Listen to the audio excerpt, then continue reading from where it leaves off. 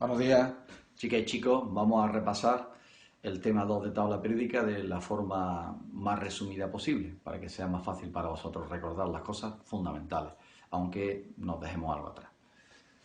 En el tema anterior, en el tema del átomo, pasamos del modelo de Dalton al modelo mecano-cuántico. La principal diferencia entre el modelo mecano-cuántico y el modelo de Bohr es que en el modelo de Bohr solamente hay unos niveles energéticos definidos, los n, mientras que en el modelo mecano-cuántico el nivel principal se desdobla en varios subniveles. Eso permitirá luego que el radio pueda cambiar un poquito. Esa es la principal diferencia. Hay más. Obviamente el modelo cuántico no tiene nada que ver con el clásico. Entonces, debido a ya tenemos conocimiento de lo que es un átomo, pues ahora tenemos que saber lo que es un elemento. Un elemento es una sustancia que está formada por átomos que tienen el mismo número de protones, o sea que son isótopos entre sí, por eso la masa atómica a veces tiene decimales. Sobre cómo se ordenaron en su día históricamente, pues antes de 1871 había un mare magnum, había un desorden total, había incluso cosas como el óxido de calcio o sustancias como el óxido de calcio que se pensaba que eran elementos. Entonces hubo muchos intentos de ordenación de los elementos según sus propiedades químicas. Por ejemplo, las tríadas de Bregner, las octavas de Newland, tornillo telúrico de Champ-Courtois, pero no fue hasta el año 1871 cuando Mendeleev y Meyer, y de forma independiente, los ordenan según las masas atómicas crecientes. O sea que los ordenan según el número másico, conocido por vosotros desde cuarto. Esa ordenación era buena, pero a veces había pequeños desajustes. Sobre todo a lo mejor cambiar dos elementos entre dos columnas próximas. Se considera que el padre de la química es Mendeleev porque fue capaz de predecir la existencia de elementos que no se habían descubierto todavía. Por ejemplo, el germanio, al que le llamó ecasilicio.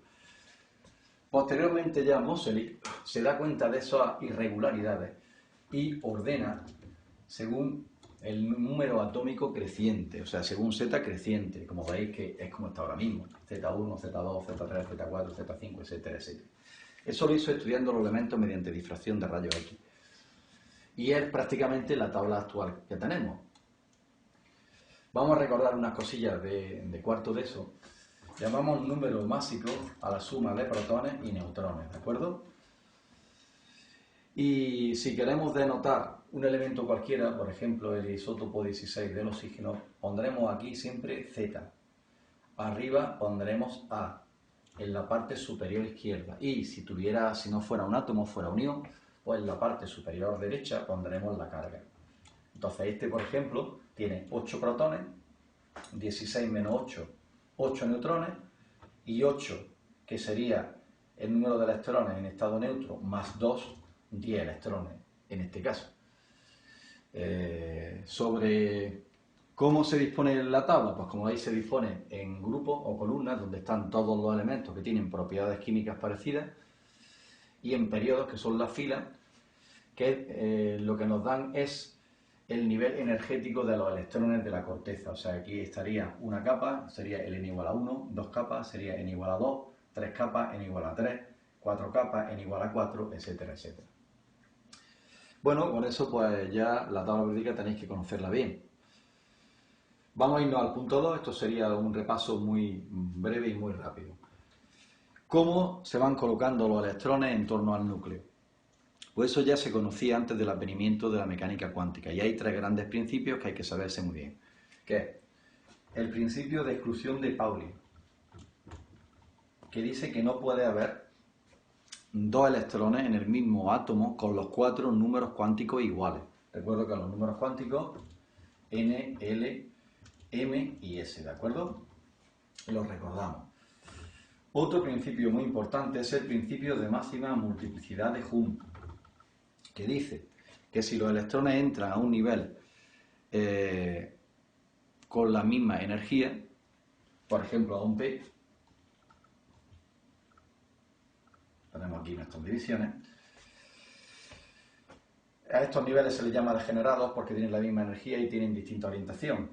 Si entran dos electrones, no van a entrar nunca así, aunque cojan dos, siempre entran para estar lo más desapareados posible, así.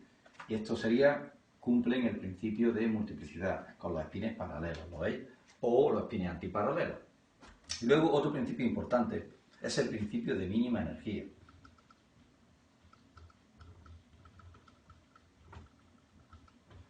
¿Qué dice este principio? Que los orbitales que más energía tienen son los que tienen mayor n más L. Y que si hay dos subniveles que tienen igual n más L, tendrá mayor energía el que tenga mayor n. O sea, que los que tienen mayor energía son los que tienen mayor n más L. Y si n más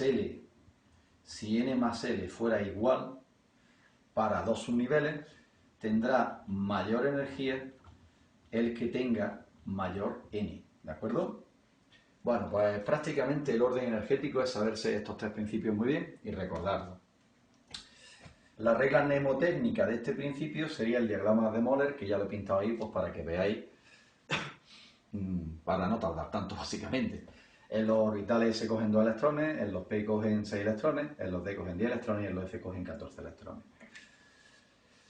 En la tabla periódica, ¿por qué la tabla periódica está distribuida así? Pues fijaros, aquí tendríamos el n igual a 1, aquí tendríamos el n igual a 2, aquí tendríamos el n igual a 3, n igual a 4, entonces fijaros que está prácticamente distribuida en función de las configuraciones electrónicas.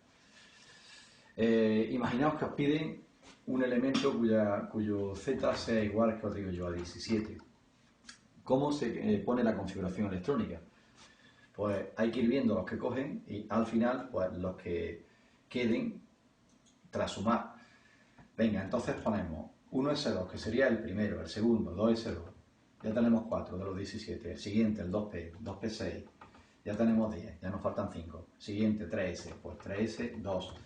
Ya tenemos 12, solamente nos faltan 5. El siguiente de llenado, ¿cuál sería? El 3P. Pues este sería el 3P5 ya. Y ya tendríamos la configuración electrónica del elemento cuyo z es 17. ¿Cómo sabemos cuál es? Pues fijaros, el número grande que se pone en la configuración se corresponde con el n. N vale 3. Entonces, ¿qué significa eso? Pues que ese elemento está aquí. Y luego fijaros que termina en P super 5. La tabla periódica, fijaros, S super 1, S super 2, D super 1, D super 2, D super 10, P super 1, P super 2, P super 3, P super 4, P super 5, pues está aquí. Entonces, en la intersección de ambos está ese elemento. Entonces, este elemento sería el cloro. Respecto a otras cosillas quizás de la tabla, pues estos serían los no metales. Estos serían los metales de transición, los metales puros. En fin, que está colocada, está ordenada pues para que se vean rápidamente los elementos que tienen unas propiedades y que tienen otras. A efectos de configuraciones electrónicas, fijaros que es bastante fácil encontrar cuál es el elemento que se corresponde con una configuración electrónica dada. Y yo creo que con esto podríamos resumir la parte primera. Un saludo.